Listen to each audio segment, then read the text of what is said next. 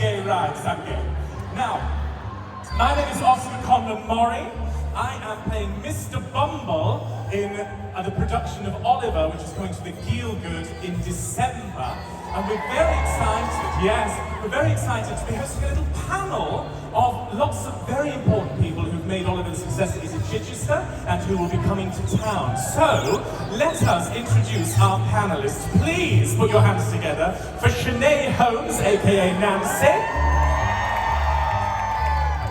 Simon Lipkin, aka Fagin. Aaron Sidwell, aka Bill Sykes.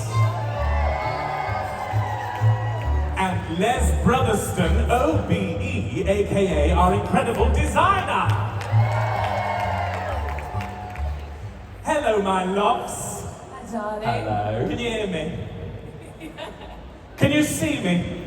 It's giving Chichester, this. I'm going to have to do a lot of backing to the VIP guests. It's all right, I'll keep swiveling. Lovely, hello, guests. Hello. Hello, my love. God. Not terribly stable for the plus-size person. Now, let's go down the line and just tell us who you are and what your involvement in the show is. Sinead. Hi, I'm Sinead Holmes and I play Nancy. Hello, my name's Simon Lipkin and I play Fagin. I am Aaron Sidwell and I play Bill Sykes. He loves it when you do it. Yeah, please boo me. It's Just like the curtain call, oh bless. Oh, sorry, and I'm Les, I'm the designer, set and costume designer. Set and costume designer, Les Brotherston, OBE. Now, Les. What? I'm actually really thrilled that we could convince you to be on this panel, because it's not very often that we have the opportunity to have the designer here and to pick your brains. And so thank you for agreeing to do it at gunpoint. Now, when Oliver first opened, it changed the way that musical theatre was presented across the world. Sean Kenny's design kind of revolutionised theatre and made the moving set, really. It was the first time it was ever automated. First time, that's right, so it was the first time that people saw the scenery change before their eyes. So, and how much of your design is a callback to Sean Kenny's original production? Well, what we've tried to do is, when Cameron's last two productions, particularly the Drury Lane production, really tried to put the film on stage. It made it super real, really big. And what we've tried to do is kind of rein it back a bit, go back to the original, look at the staging of it, try and make it more actor-based rather than set-based. There's a lot of sets, there's a lot of epic stuff, but it's all sort of actor-led. I'm just dying. We've got an understudy backstage, don't worry. Everyone's replaceable. You have a minute, compose yourself, I'll come back to you, Les. Now, my next question is to Simon. Go on. Simon. Well, hold on, he's looked at me there, he's got my next question, this is for Simon, and then he's looked at me like this. Was that your best homosexual? Yeah, I'm so sorry. Very good, Sybil and S, that's all you need. Cancelled. Now, and a pot of Vaseline. Now, Simon, Fagin is such an iconic role in the musical theatre canon. Is that me feeding back? Do I need to do something? We're all right. And has been immortalised by incredible actors Ron Moody in the 1968 film. Good research, Thank you, appreciate that. Were you influenced by previous interpretations? And if so, how does your Fagin differ? How did you make it your own? Yeah, so, I think there's a couple of things to acknowledge. A, like Ron Moody created the Fagin in the musical version that we all love, right? So I think that it would be silly not to at least look at that and kind of take inspiration from it, but at the same time, really just try and figure out what your version is. And then the other flip side to that thing is, a lot of the actors who have ever played Fagin are not Jewish, and inherently the character in the book and all of that sort of stuff is a little bit anti-Semitic. So it's about reclaiming that Jewish heritage and that Jewish authenticity and celebrating that part of him rather than being like, funny, the Jew is counting his money. So like, that, celebrating that, and Cameron and Les especially, we've done some beautiful things with the costume that no one will ever really notice, but like, I wear a yarmulke instead of a big old hat, and that has my Hebrew name embroidered inside of it. And there's little things like that that just kind of make you live in him in a different way. And other than that, there are differences, but I feel like within the world of the show that hopefully you'll come and see. Hey, who's coming to see it? Are you going to come and see it? Yeah, good. Just who saw it in Chichester? Oh, High percentage. yeah, amazing. But yeah, you'll see it's a different vibe, right? It's got its own energy to it, so come see, experience that. But it is honestly, yeah, no, I'll confidently say this, the biggest pleasure of my entire career playing this part. It's Really? amazing. Yeah, 100%. And when I'm not there, who's going to do it? Me! Terrified. So it's quite rare. I mean, you mentioned there speaking to Cameron about the show and Yeah. his involvement with production, and I'll talk to you a bit more about that in a moment, Les, but I have certainly never experienced a producer that is as hands-on Yeah. in the creative process as Sir Cameron Mackintosh has been. This is his Yeah. baby, right? Yeah. How has that been working with him, and obviously with him being such a legacy of the show? Yeah. In his first, people who don't know, there's bit of trivia for you. I might have this wrong. Go on.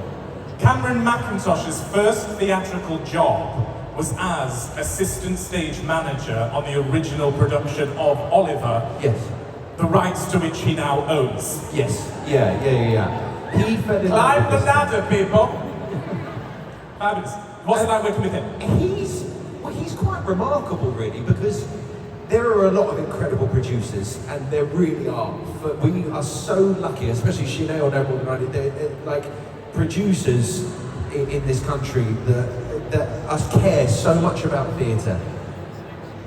But Cameron just cares in a different way. He cares about the show so much, so passionately, that you can understand why he has had this legacy, this career that he has had.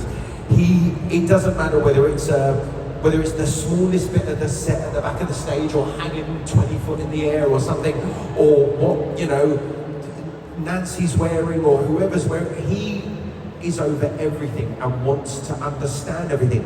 And it's not that he always wants his way, he just wants to know why, and he wants to challenge and make sure it's the best that it can be. And so at first it is overwhelming, because you've got Cameron Mackintosh there when you're rehearsing. You think, okay, this is different, this isn't what I'm used to. But actually, once you realise, oh, this is because he loves theatre so much, he loves the show so much. At the Sitz Probe, he's dancing along and singing along, mouthing the words along. He didn't know them, but He didn't. but he was going for it. He just loves it, and it's a beautiful thing. It's a beautiful slash intimidating thing to see. It's very intimidating, yeah, it's a beautiful thing. Les, are you alright? You can't post. I finished off. Sorry. So, Les, we've seen productions at the Palladium, we've seen them at Drury Lane, you touched on it a little there, but if people are expecting a huge scale spectacular like at those theatres, should audience expect the same from our production at the Gielgud? I think it's going to look great in the Gielgud. I mean, we've condensed it down from Chichester, but actually in the Gielgud it's much more intimate, it's much closer. So it's going to be a different experience, but all the elements are still there. And indeed we've got more. We've got more set than we had at Chichester, because Cameron would like that. And so no, I think it's going to be great. It's going to be really good, but I think it's going to be like a visceral performance, a bit like the Theatre of Stratford East, the Theatres Workshop that used to be there. It's going to be so intimate and passionate, and I think it'll be really, really good. Amazing, thank you so much, Les. Now, Sinead, my life, the reason I live.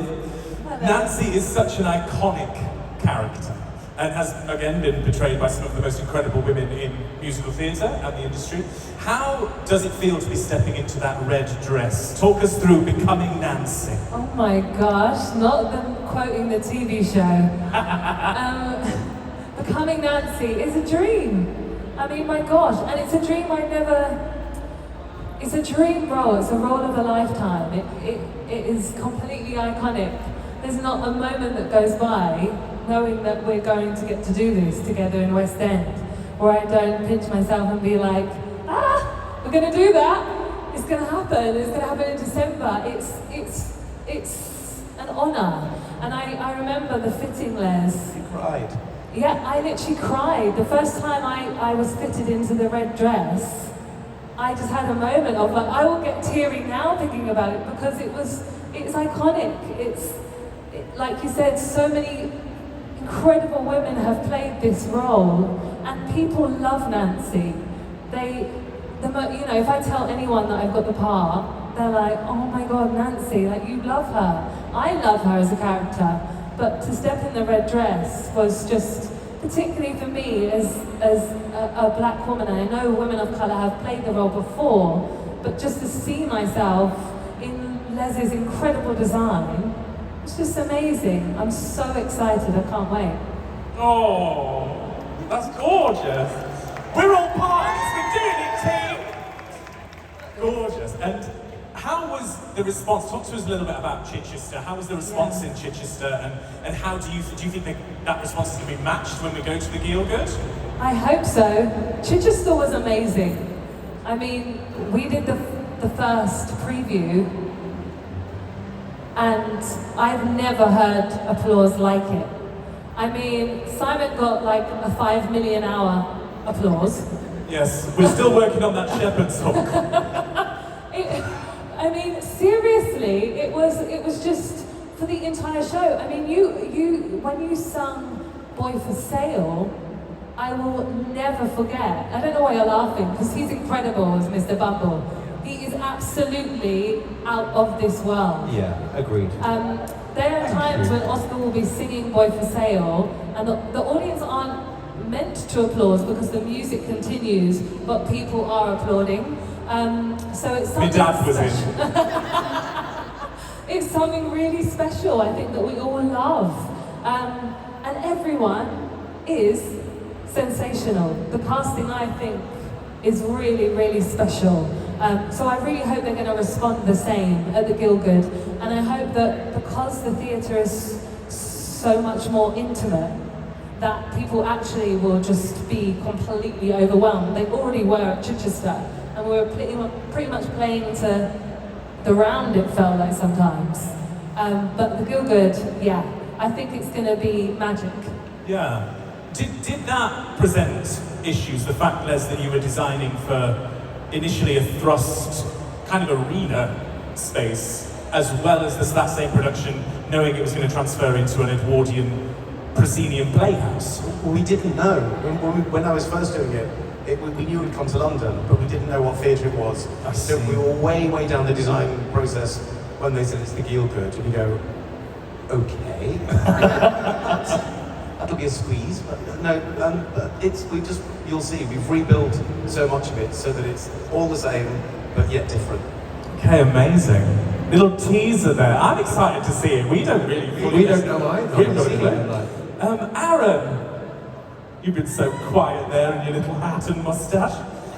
Now, Bill Sykes is one of the greatest villains in the musical theatre canon. He's up there for me with Scar, Ursula, maybe? I don't know. Top of my head. Don't vamp, just read. Now, are you at home playing the villain, and what has your process been to bring Bill to the stage? Yeah, I think I am at home playing villains, which maybe says something about me that I didn't want to know. In terms of process, I think I didn't do too much work before I got in the room, just because... Lazy. Yeah. But also, I think so much of Bill's journey is connected to these two, obviously particularly Nancy, but you know, his upbringing with Fagin. So I wanted to see how we could build the characters together as the three of us. And then we sort of developed on those ideas. We developed on the ideas of intimacy between Bill and Nancy, and how violence has kind of plagued their lives. And then, yeah, it sort of grew. I always knew I didn't want to I knew the dynamics between the three of us were very different to how people would have seen before, particularly between Simon and I. So I knew we had to go in a slightly different route with Bill and make him much more psychological rather than physical villain. So yeah, so that was kind of how it began, and it just developed with the three of us. Gorgeous. And you spoke a little there about the violence and the romance stuff as well. But for anyone that saw Oliver in Chichester, it's a very fight-heavy show. And for some people that can be a little disconcerting. It's all make-believe, but how is it from your perspective, because you are involved in the vast majority of those violent scenes, what goes into making them look so effective? This question came up quite a lot actually, and it was always very directed at me. Oh right, sorry. But you weren't in that Q&A. But really, as the person who is kind of committing the act of violence, less of it is on you to make it look real, and much more of it is on these guys to make it look real. They're the ones who really sell it. But just obviously, we fight call it every single day, and so it does become a very natural movement, almost like choreography. And so I suppose our job is to make it feel authentic to that night, while also making sure that it's very kept within the confines of what it has to be safe. Thank you, yeah. And now, Simon, you and I have worked together a number of times. Unfortunately. Yeah. The first time we worked together was Nativity. Nativity the musical, Nativity das Musical. A huge company. One fan. One person. That's my dad. One person. A huge company of children. Yeah. How is it working with a younger company? What do you enjoy about working with a younger company? That's... No, hold on. The honest answer is, when we get older, our imaginations inherently are clouded by self-consciousness and what do other people think of me. When we're kids, we can be in our bedrooms playing on a bed, and that thing will be a spaceship or a boat or a castle, and we believe that with every fibre of our being. And that doesn't really leave us until we sort of get into teenage years. So there is an unbelievable innocence and commitment to acting that kids have, even though they aren't necessarily trained in the same way. You can act with them, and they can get into a scene so quickly and are so connected with you in a very different way. And so you can actually, especially what we have to do in Oliver, it's very kind of like we're make-believe and playing around and doing all of that stuff, and like I do anything, all of that stuff. We're playing out these scenes, and you can throw something different at them or do something, and they'll be with you because their imaginations are still so intact that they're just with you 100%. But then on the flip side to that, if they say, I'm feeling a little bit hot, then legally you have to remove them from the stage as quickly as possible, and then it's a nightmare. So, pros and cons. It's true, and I really love what you're saying there, and I think a lot of acting theory, if we're going that deep, is about trying to undo all of the self-conscious stuff that we have in adulthood to try and get back to that playful childlike state, right? Who could access imagination and all those things that we need to utilise as actors. Exactly, and so they're still there. Yeah. So asking them to imagine that they're petrified of what Bill's about to do, or scared for Nancy, or trying to impress Fagin, or welcome Oliver, they'll just do it, and it doesn't take them 2 hours of preparation time. They're just kicking a ball, eating pizza, and then you're do the scene, and they're they're fine. So that's joyous. Gorgeous, thank you. Sinead, what was it like working with such an iconic creative team? Wow.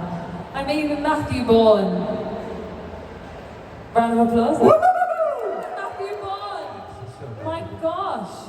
Matthew Bourne, Les Brotherstone, Graham, Cameron Mackintosh, the whole entire team is just, you wait your entire life as an actor to be in a room with with creatives like that. And it's not just that they are all absolutely formidable in their own right, but it's the collective. We're all together in that room building and molding something. So for me, yeah, great, absolute incredible experience, and working with these incredible fellow actors and actually collaborating and putting yourself and bringing yourself into the role entirely. It has been really collaborative, and it hasn't felt fixed. It's such an iconic show, so it's easy to go, okay, this is Oliver, this is what the audience are going to expect, so this is what we're going to give them. And of course, we all as a company and the creatives completely respect all the other versions that Cameron has produced, but there's something about this particular production that feels really ours. So yeah, really, really collaborative and just a special experience. Just that moment of knowing, okay, I don't have to be like Kerry Ellis playing the role. I don't have to be like Shani Wallace playing the role. I can be Shanae Holmes, and I can respond truthfully to my fellow actors, and also, you know, I'm made to look absolutely excellent by the incredible Les Brotherston. I mean, it's amazing. You look excellent anyway, darling. Oh, thanks. But how did you find that? Because like you have a very different job at times in the show. Yeah. You and we're comedy actors primarily, right? You have the most, honestly, I don't think people know how beautiful Oscar's voice is. Like Sinead was saying earlier, when he sings Boy for Sale, it is so beautiful. Yes. But you had a very different job, which can be really difficult in a rehearsal room, which is you're trying to come up with proper comedy, funny, business shtick, all of that sort of stuff. And actually, when you have a director going, it's got to be like this and then this, it can be really difficult. So how was that for you in terms of having to find that big laugh out loud stuff that you get so brilliantly in the show? What was that like for you? Well, the reality was it was perfectly fine, because I think what Matthew Bourne does so beautifully is he surrounds himself with a group of people and casts well. Yeah. So that, I mean, I'm working with Katie Seacombe, who is the daughter of Harry Seacombe, Mr. Bumble from the film. I mean, think about that legacy for a minute. But she's just the most generous actor, and it's a collaboration where we work together to think, right, is this going to work? And it's a laboratory. Chichester for us was one big lab, and we could just play and say, why don't we try this tonight and do something differently? And what Matthew facilitates so beautifully is he gives the actors the room to do that, and he doesn't, get kept up on the minutiae of the impetus of this scene and where the focus is and what have you. He goes, right, this is your skill set, apply it, and let's see what we can do. And it doesn't always happen that way, does it? You can get someone, no. yeah, and there's no right or wrong version, but I think that's why we have such ownership of it, because we were kind of told, there's big argument scenes between the three of us that we know what the playground is, but whether we want to go that night on the swings or the slides, we can decide to do that, whatever happens night to night, which makes it so visceral and electric. Yeah, in it's a huge freedom in that rehearsal room. Yeah, good. Great. Les, you've worked with Matthew Bourne for a long time. You're a long-time collaborator. 32 years. 32? 32. Wow. It's older than me, darling. Really? So, tell me, what's it like working with him? It's great. It's what you say. I've worked with Matt, and he never tells you what to do. He just encourages you to do what you think is right, and he will edit it. He's a brilliant editor. He'll say, "That's good. That's useful. That's useful. Oh, not so keen on that." But he won't ever go. He won't tell you what it should be, and that's the secret, I think, of getting the best out of people, because you just commit, and then it feels like it's yours. You own it, as opposed to you're servicing somebody. Because very often as a designer, people might tell you what to do, what they want, but actually he never tells you that, so that's great. And I think that's absolutely, you've hit the nail on the head there, Les. It's the sense of giving people in a production that has had countless revivals and different productions over the years, ownership over the material, and feeling like we are giving our Oliver for the very first time. It's fresh, it's beautiful. Thank you so much. Last question, before we move on to something slightly more fun to finalise the segment. Aaron, why is Oliver such a timeless classic? How and why does it capture people's imaginations? I just think, you know, if you do go back to when it was first on in the 60s, there's a reason that it completely transformed theatre. And I think combining such an iconic writer like Charles Dickens with the, you know, the incredible music of Lionel Bart is just, it genuinely is theatre magic. I don't think there's not a bad song in the show, the story doesn't drag at any point, it just moves, it's all there. But for something that is so incredibly dark and not particularly happy, it seems to just fill people with joy. Maybe that says something about British people. But yeah, I think the history of the show really speaks for itself in that regard, but I think the fact that you can still create a contemporary version of that, that's down to the standard of the writing at its origin with Charles Dickens. Yeah, absolutely, thank you. Now, I did say no more questions. We're going to do quick fire questions and then I'm going to move on to the fun segment. So, mics at the ready. One word answer. No, it can't be a one word answer. One sentence answer. What is your favourite song from the show? Where is love? My name. Who will buy? Papa. Lovely. Favourite character? Can't be your own. Oliver. Dodger. Mr. Bumble. Fagin. Nice. Favourite costume? The red dress. Oh, my incredible jacket that you made for me. Josh's Renovo. Yes, that's beautiful. Which is what? Renovo. Renovo. That's in who will buy? What's it in?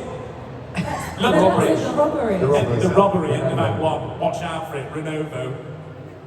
I like Fagin's coat. His dressing gown. Fagin's dressing It's gown. full of detail. It's full of stuff only we know about. Detail, beautiful. Why should people come and see our production of Oliver? It's fantastic.